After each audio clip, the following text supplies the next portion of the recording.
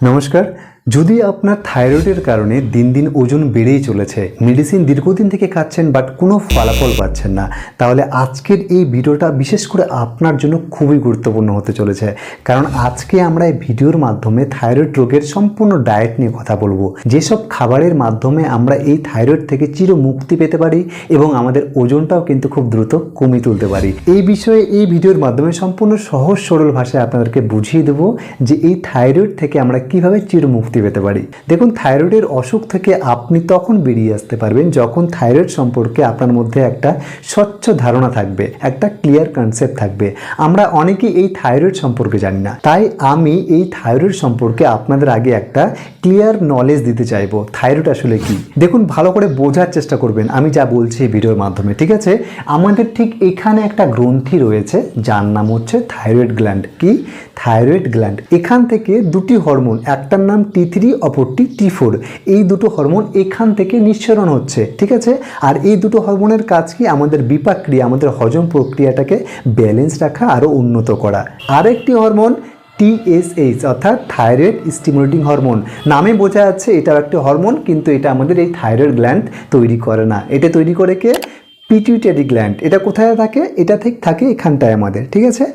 এটা এখানে মটর দানার মতো একটা গ্ল্যান্ড আছে এখানটায়, হালকা লম্বা। এই যে পিটুইটারি গ্ল্যান্ড, এটা তৈরি করছে TSH হরমোন। এর কাজ হচ্ছে আমাদের থাইরয়েড গ্ল্যান্ডকে গিয়ে বলা, ভাই সাহেব আপ আপনা কাম ঠিক সে কিজিয়ে। এটার মানে হলো আমাদের শরীরে যে থাইরয়েড গ্ল্যান্ড আছে, এটা যখন বেশি পরিমাণে T3 এবং T4 হরমোন রিলিজ করে, নিশ্চিত করে, তখন আমাদের থাইরয়েড স্টিমুলেটিং হরমোন অর্থাৎ TSH হরমোনের মাত্রা কমে যায়, কারণ আমাদের শরীর অতিরিক্ত হরমোন চায় না। আবার যখন এই যে থাইরয়েড গ্ল্যান্ড খুব কম পরিমাণে T3 এবং T4 হরমোন রিলিজ করে, সেক্রেশন করে, তখন আবার TSH এর মাত্রা বেড়ে যায়, কারণ আমাদের শরীর চায় আমাদের থাইরয়েড হরমোন আরও বেশি পরিমাণে তৈরি হোক। ছোট্ট করে যদি আমি বলি, আপনার রক্তের রিপোর্টে যদি TSH এর মাত্রা বেড়ে গিয়েছে, তাহলে বুঝতে হবে এটা হাইপোথাইরয়েডিজম, মানে আপনার থাইরয়েড গ্রন্থি কম কাজ করছে এবং কম T3 এবং T4 হরমোন রিলিজ করছে। আর যদি TSH এর মাত্রা কম থাকে, তাহলে বুঝতে হবে এটা হাইপারথাইরয়েডিজম, মানে আমাদের থাইরয়েড গ্রন্থি বেশি পরিমাণে কাজ করছে। আশা করি বোঝাতে পারলাম। এবার আলোচনা করছি আপনার মধ্যে হাইপোথাইরয়েড রয়েছে না হাইপারথাইরয়েড রয়েছে আপনি কীভাবে বুঝবেন। এর জন্য আরও সহজ ভাষায় বুঝিয়ে বলছি আমি। যদি দেখছেন আপনার রক্তের রিপোর্টে T3 এবং T4 এর হরমোনের মাত্রা কমে গিয়েছে, তখন বুঝতে হবে আপনি হাইপোথাইরয়েডিজমের পেশেন্ট, মানে আপনার ওজন তখন আস্তে আস্তে বাড়তে দেখা যাবে। এবং যদি দেখছেন যে আপনার এই যে T3 এবং T4 হরমোনের লেভেলটা অনেকটা বেড়ে গিয়েছে, তখন বুঝতে হবে যে আপনি হাইপারথাইরয়েডের পেশেন্ট। এবার এই হাইপোথাইরয়েডের উপসর্গগুলো কী কী? এই হাইপোর যে মেন যেটা উপসর্গ, যেটা সব থেকে প্রথমে দেখা যায় খুব দ্রুত গতিতে, আর সেটা হচ্ছে ওজন বেড়ে যাওয়া। যখন আপনার T3 T4 হরমোনের মাত্রা শরীরে কমে গিয়েছে, তখন আপনার মেটাবলিজম ধীর গতি হয়ে পড়বে, স্লো হয়ে পড়বে।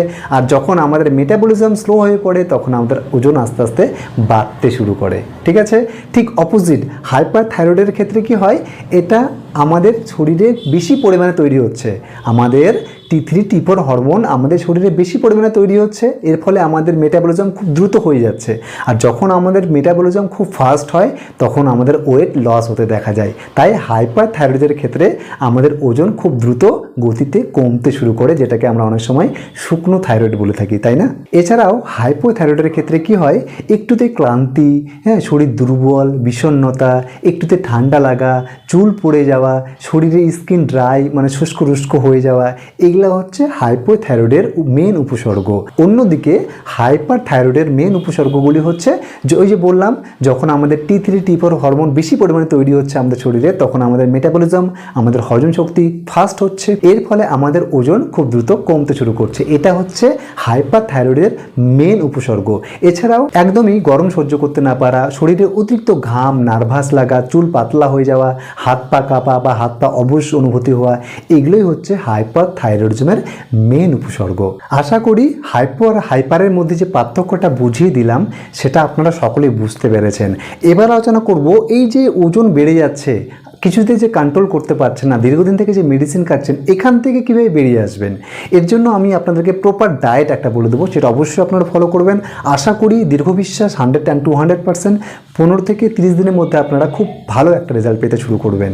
কিন্তু তার আগে আপনাদের সকলের প্রতি আমার একটি ছোট্ট রিকোয়েস্ট, আপনি যদি এমপিএস হেলদি ওয়ার্ল্ড এই চ্যানেলটি এখনও সাবস্ক্রাইব করেননি, এক্ষুনি সাবস্ক্রাইব করে দিন। আর আপনাদের কাদের কি থাইরয়েড রয়েছে, আপনারা কতদিন থেকে এই সমস্যায় ভুগছেন, কি মেডিসিন খাচ্ছেন, এগুলো অবশ্যই কমেন্ট এসে জানাবেন। আর আপনারা যদি আমার সাথে আরও প্রাইভেটলি আমার কাছ থেকে ডায়েট পেতে চান এবং আমার কাছ থেকে একদম সম্পূর্ণ চিকিৎসা পেতে চান, তাহলে অবশ্যই আমাকে এমপিএস হেলদি ওয়ার্ল্ড সেম এই নামে আমার ফেসবুক পেজ রয়েছে, সেখানে ফলো করে মেসেজ করুন, সেখানে আপনাদের সাথে বিস্তারিতভাবে কথা হবে। চলুন এবার আমরা সেই 5টি খাবার নিয়ে কথা বলি, যে 5টি খাবার আমাদের এই থাইরয়েড সমস্যার জন্য খুবই হেল্প করবে, আমাদের ওজন নিয়ন্ত্রণ করতে হেল্প করবে এবং এই থাইরয়েড থেকে চিরমুক্তি পেতে হেল্প করবে। প্রথমটি হচ্ছে থাইরয়েড হরমোন তৈরি করতে সাহায্য করে এমন আয়োডিনযুক্ত খাবার, যেমন ডেইরি প্রোডাক্টস, দুধ, দই, ঘি, বাটার, পনির, এইসব ডেইরি প্রোডাক্টের মধ্যে পড়ে। এছাড়াও আয়োডিনযুক্ত লবণ ও ডিম, এইসব খাবারের মধ্যে খুব বেশি পরিমাণে আয়োডিন থাকে, আমাদের থাইরয়েড হরমোন তৈরি করতে সাহায্য করে। 2 নম্বর খাবারটি খুবই গুরুত্বপূর্ণ, এটা যদি আপনি না মেনে চলেন তাহলে আপনার থাইরয়েড কখনো ভালোই হবে না, আর সেটা হচ্ছে সেলেনিয়ামযুক্ত খাবার। এটা আমাদের থাইরয়েড গ্ল্যান্ডের প্রদাহ কমাতে সাহায্য করে, যেমন কাজু বাদাম, আখরোট, সূর্যমুখী ফুলের বীজ এবং সব থেকে গুরুত্বপূর্ণ ব্রাজিল নাটস। এই ব্রাজিল নাটসের মধ্যে এতটা পরিমাণে সেলেনিয়াম থাকে যা আমাদের T3 এবং T4 হরমোন তৈরি করতে সাহায্য করে। তাই এই কাজু বাদাম, আখরোট, সূর্যমুখী ফুলের বীজ এবং ব্রাজিল নাটস এগুলো আপনারা রোজ খাওয়ার চেষ্টা করবেন একটু একটু করে। 3 নম্বর খাবারটি খুবই গুরুত্বপূর্ণ, সেটি হচ্ছে জিঙ্ক সমৃদ্ধ খাবার। এই জিঙ্ক সমৃদ্ধ খাবারগুলো কি করে, আমাদের TSH হরমোনের মাত্রা নিয়ন্ত্রণ করতে সাহায্য করে। আর এই জিঙ্ক সমৃদ্ধ খাবার আমরা খুব কম দামে পেয়ে যাব মসুর ডালের মধ্যে, ছোলার মধ্যে, কুমড়োর বীজের মধ্যে বা পামকিন সিডের মধ্যে।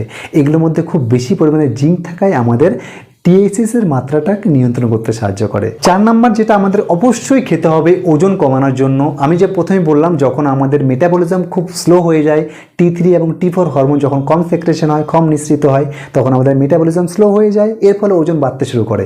তাই আমাদের ফাইবারযুক্ত খাবার আমাদের খাবারে যুক্ত করতে হবে, যেন আমাদের মেটাবলিজম, আমাদের হজম প্রক্রিয়াটা আরও উন্নত হয়, আরও ফাস্ট হতে থাকে। আর এর জন্য আমাদের রোজ সামান্য করে, মানে 1 মুঠো খানিক আমাদের ওটস খেতে হবে, কারণ এই ওটসের মধ্যে খুব বেশি পরিমাণে ফাইবার থাকায় আমাদের বিপাক ক্রিয়া, আমাদের পাচন ক্রিয়া আরও উন্নত করে এবং যে কোনো ধরনের সবুজ শাকসবজি, গ্রিন ভেজিটেবল, বিশেষ করে পালং শাক, মেথি শাক, এগুলোর মধ্যে খুব বেশি পরিমাণে ফাইবার থাকে।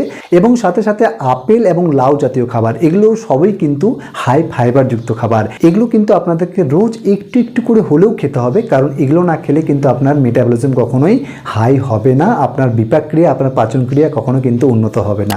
5 নম্বর খাবারটি অবশ্যই খেতে হবে, যেটা না খেলে আমাদের শরীর চলতেই পারে না, সেটা হচ্ছে প্রোটিন সমৃদ্ধ খাবার। কারণ এই প্রোটিন সমৃদ্ধ খাবার আমাদের বিপাক ক্রিয়া সক্রিয় রাখতে সাহায্য করে। তাই ডাল, সয়াবিন, দুধ, দই, পনির, ঘি, এইসব খাবারের মধ্যে প্রচুর মাত্রায় আমরা প্রাকৃতিকভাবে প্রোটিন পেয়ে যেতে পারি, যেটা আমাদের হাইপোথাইরয়েডিজমের জন্য কিন্তু খুবই উত্তম মানা হয়ে থাকে। এবং সবশেষে আপনাদেরকে আরেকটি সিক্রেট ড্রিঙ্ক প্রতিদিন সকালে খালি পেটে পান করতে হবে। আর এর জন্য আমাদের সামান্য একটু ধনেপাতা, এটা বাজারে আমরা খুব সহজেই পেয়ে যাই, খুব কম দামে পেয়ে যাই। সামান্য 1 মুঠো খানিক ধনেপাতা আমাদেরকে গ্রিন্ডারে ভালো করে পেস্ট করতে হবে বা শিলপাটা ভালো করে বেটে সেটাকে পুরোপুরি পেস্ট করে নিতে হবে, ঠিক আছে?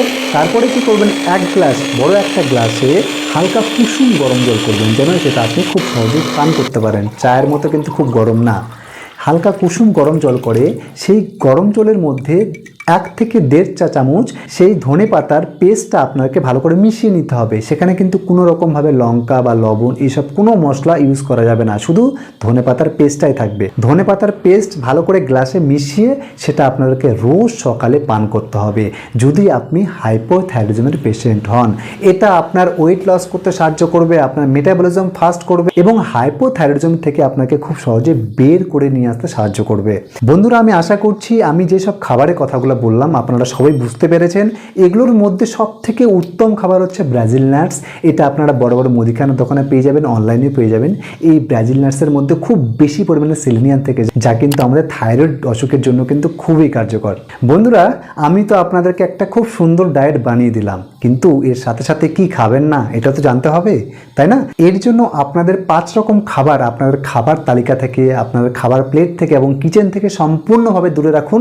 আর সেগুলোর মধ্যে প্রথম প্রথমটি হচ্ছে যেসব খাবার হরমোন তৈরি করতে, থাইরয়েড হরমোন তৈরি করতে বাধাগ্রস্ত তৈরি করে, যেমন গলাইটোজেন সমৃদ্ধ খাবার, এই যেমন বাঁধাকপি, ফুলকপি, ব্রোকলি, যে কোনো ধরনের সোয়া ফুড, সেটা হতে পারে সয়াবিন তেল, সয়াবিন সিড, সোয়া সস, এইগুলো খাবার থেকে আপনাকে সম্পূর্ণ দূরে থাকতে হবে। কিন্তু হ্যাঁ, মাসে 2-1 বার খেলে কিছুই তেমন হবে না, কিন্তু এগুলো বেশি পরিমাণে খাওয়া চলবে না। 2 নম্বরটি হচ্ছে হাইপোথাইরয়েডের জন্য আপনার ওজন এমনিতেই বেড়ে চলেছে, তাই না? তাই সেসব খাবার থেকে আপনাকে সম্পূর্ণ দূরে থাকতে হবে যেসব খাবারগুলো ওজন বাড়িয়ে তোলে, ওজন বৃদ্ধি করে। যেমন প্রথমটি হচ্ছে সফট ড্রিঙ্কস। এই সফট ড্রিঙ্কস থেকে আপনাদের সম্পূর্ণভাবে দূরে থাকতে হবে, পুরোপুরি 100 হাত, ঠিক আছে? কারণ পৃথিবীর মধ্যে যদি কোনো খারাপ জঘন্য খাবার থাকে তাহলে সেটা হচ্ছে এই সফট ড্রিঙ্কস। এর সাথে সাথে যে কোনো ধরনের বাইরের খাবার, সেটা হতে পারে কেক, সেটা হতে পারে পেস্ট্রি, সেটা হতে পারে বার্গার, সেটা হতে পারে পিৎজা, এইসব খাবার থেকে আপনাদেরকে সম্পূর্ণ দূরে থাকতে হবে। 3 নম্বরটি খুবই গুরুত্বপূর্ণ, যেটা আমরা জানতে বা অজান্তে সকলেই কম বেশি খেয়ে থাকি, আর সেটা হচ্ছে গ্লুটেন সমৃদ্ধ খাবার। এই গ্লুটেন সমৃদ্ধ খাবারগুলো কি? যেমন গম, বার্লি, রাই, পাস্তা, ব্রেড, চাউমিন, এগুলো সবই কিন্তু আমাদের গ্লুটেন সমৃদ্ধ খাবারের মধ্যে তালিকায় পড়ে। এগুলো থেকে আপনাকে সম্পূর্ণ দূরে থাকতে হবে। 4 নম্বরটি হচ্ছে অতিরিক্ত ক্যাফিনযুক্ত খাবার থেকে আমাদের সম্পূর্ণ দূরে থাকতে হবে, যেমন চা, coffee, energy drink, soft drinks, এগুলোর মধ্যে খুব বেশি পরিমাণে ক্যাফিন থাকায় আমাদের থাইরয়েড হরমোনের ভারসাম্য বিঘ্নিত করতে পারে। এবং 5 নম্বরটা খুব প্রলোভিত একটা খাবার, যেটা আমরা অনেকে কন্ট্রোল করতে পারি না, আর সেটি হচ্ছে যে কোনো ধরনের ডুবো তেলে ভাজা খাবার। সেটা হতে পারে পটাটো ফ্রেঞ্চ ফ্রাই, সেটা হতে পারে চিকেন ফ্রাই, সেটা হতে পারে ভেজ ফ্রাই, হোয়াট এভার।